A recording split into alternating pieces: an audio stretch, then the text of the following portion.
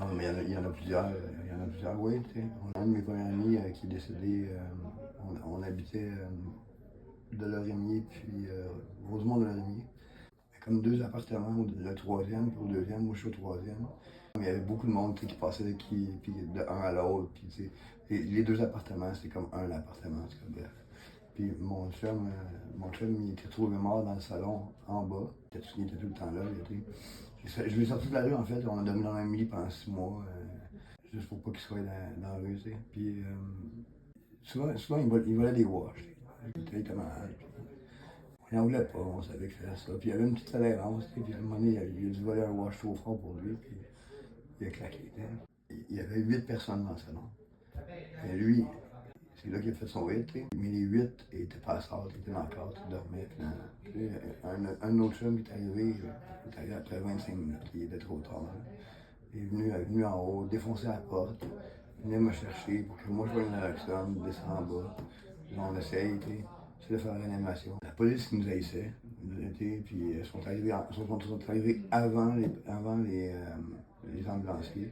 Puis mon chum faisait le RCR pareil, tu sais. Puis il essayait. Puis la police était là, puis il y en avait deux, trois. Ils sont allés à 8 chars, premièrement. Puis après ça, ça se comptait des jokes, là, puis pendant que mon chum il est mort là, tu sais. Puis à un moment donné, il y en a un qui se retourne, puis il dit hey, lâche-les, attends le premier secours, tu sais. Pendant que lui, il est en train de faire la RCR. Ça va marquer. Tu peux pas avoir un travail avec le public puis espérer te respecter quand tu agis comme ça. T'sais. Je m'excuse, là, mais si on fait la RCR, c'est parce qu'on espère qu'il y a encore l'espoir de le réanimer. T'sais. Fait que toi, si t'es encore lisse, ben va t'en coller ailleurs. Ce mois-ci, on a perdu à peu près 3 personnes qui nous étaient bien chères. Là. Il y a une couple de mois, il y a Jérémy qui est décédé. C'est du monde que moi j'étais très proche, du monde que je connais depuis longtemps. Mais oui. Dave, on a tout pleuré. On a tout pleuré. On l'aimait bien, puis il méritait pas de crever, il méritait pas de faire un crime. Il n'y a personne qui mérite de finir comme ça. Moi, j'habitais avec la blonde d'un autre ami qui est décédé, elle aussi, Marie-Pierre, puis ça faisait 15 ans que je la connaissais. Elle avait de la misère à se piquer. Elle allait souvent dans comme une toilette, puis c'était long. Fait que là, c'était pas surprenant que ce soit long. Mais ce coup-là, c'était la fois qu'il aurait fallu qu'on aille voir. J'ai été 15 ans à faire des drogues injectables, puis jusqu'à cette année, j'avais jamais été dans l'action. Pas une fois. Ça m'était jamais arrivé, je savais même pas quel feeling ça faisait. J'avais vu le monde graphier en SC après, mais je l'avais jamais vécu. Là, je l'ai vécu, puis j'avais acheté un lance. Ça faisait une semaine, j'étais sur la même bâche. Okay? Puis heureusement, j'étais au cactus, cette fois-là. On s'est fait la même quantité, la même bâche, le même nombre de fois par jour. Puis j'ai pété une des pires audits qu'ils ont vu. C'est mal mélangé. Là, tout d'un coup, tu prends le chum qu'il fallait pas. T'sais. Mais ça, c'est impossible à voir, ça. T'as beau être hyper prudent, t'as beau faire tout pour la réduction de mes faits, j'ai été chanceux de m'en sortir. C'est ce qu'ils m'ont dit. Mais la rue, c'est plus ce que c'était.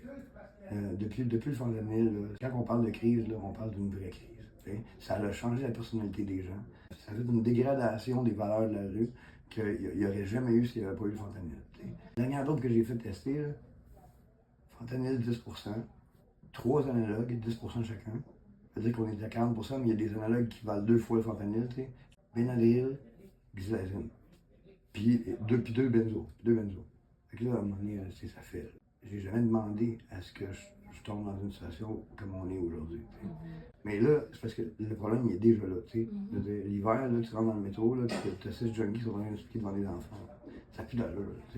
Mais le monde ne font pas ça pour faire chier, là, ils sont là parce qu'ils sont trop malades, c'est trop longtemps qu'ils ont entendu.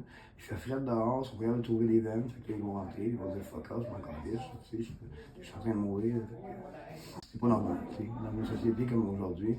Les enfants ne devraient pas être exposés à ça, les citoyens ne devraient pas être exposés à ça, mais ils ne sont pas capables de nous mettre les ressources qu'on a besoin pour ne pas être exposés. C'est une crise dehors, de dehors.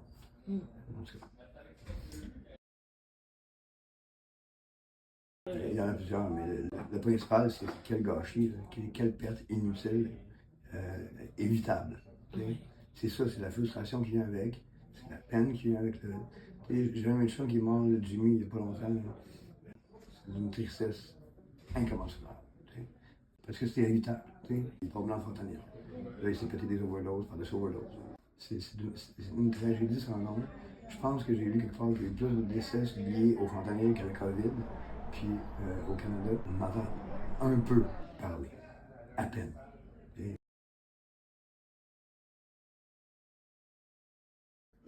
évidemment, c'est en se mettant l'information. Il faut que le monde sache qu'est-ce qui est la réalité au lieu de rester pogné dans le préjugé. Bien sûr que c'est la seule solution, c'est la seule chose qui peut faire changer les choses. Tu commences surtout à 13 ans, puis t'es pas assez intelligent pour comprendre que c'est pas une bonne idée de te mettre une aiguille dans le bras, tu sais. Moi, je me suis fait prescrire des oxycodones, ok? Ce qui s'est passé en réalité, c'est que moi, tu sais, il m'a coupé à 50% la première journée. 50%, c'est beaucoup trop. Et j'étais malade, je comprenais pas ce que j'avais, je pensais que j'avais une grippe, j'étais resté couché toute la journée, je me suis dit demain ça ira mieux. Tout ça pour dire que les gens ne sont pas informés. Je suis le premier à le dire, j'étais mal informé, puis je suis tombé dans le thé, je suis tombé dans le... Oui, c'est important. Encore plus aujourd'hui, parce que le monde ne comprenne pas ce qu'on vit. Ils ne comprennent pas notre réalité tous les jours, tu sais. Tu vas voir que tu préfères de loin ta vie à la mienne, tu sais. Bref, c'est de faire tomber les préjugés, puis d'essayer de faire comprendre aux gens c'est quoi la réalité.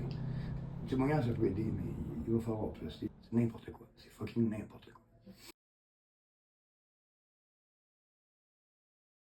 Écoute, la quantité est énorme.